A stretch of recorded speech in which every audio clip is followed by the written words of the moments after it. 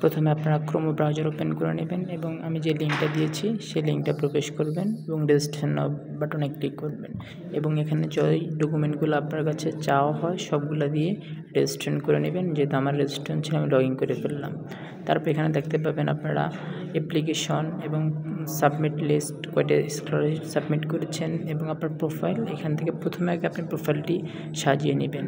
প্রোফাইলটি সাজার পরে আপনার স্কলারশিপ অ্যাপ্লিকেশন করবেন, তাহলে আপনার ওই প্রোফাইল থেকে আপনার সকল তথ্য ওখানে নিয়ে নেবে। তারপর এখানে দেখতে পাবেন এখান থেকে অ্যাপ্লিকেশন করবেন। লিখবেন amci.ma। এটা লেখার পরে দেখবেন একটি অফিসিয়াল সাইট রয়েছে, সেই সাইটটি আপনারা ওপেন করে নেবেন।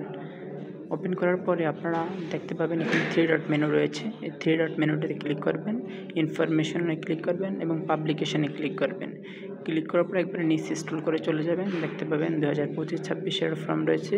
এই ফর্মটি আপনারা ডাউনলোড করে নেবেন।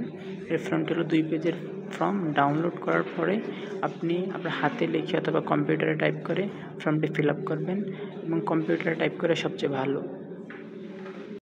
আর তৃতীয় এবং সর্বশেষ প্রসেস হলো হার্ড কপি জমা দেওয়া। সেক্ষেত্রে আপনি যখন প্রথমে মিনিস্ট্রি অফ এডুকেশন অ্যাপ্লিকেশন করবেন তখন আপনাকে একটি আইডি বা ট্র্যাকিং নাম্বার দেওয়া হবে।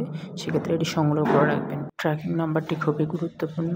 আপনি যখন সচিবালয়ে হার্ড কপি জমা দিবেন তখন অবশ্যই আপনার যে খাম রয়েছে ওই খামের উপরে আপনার সকল নাম, ঠিকানা, বাবার নাম, মায়ের নাম এবং আপনার ইমেল এবং এই ট্র্যাকিং নাম্বারটি বড় করে উল্লেখ করে দিবেন।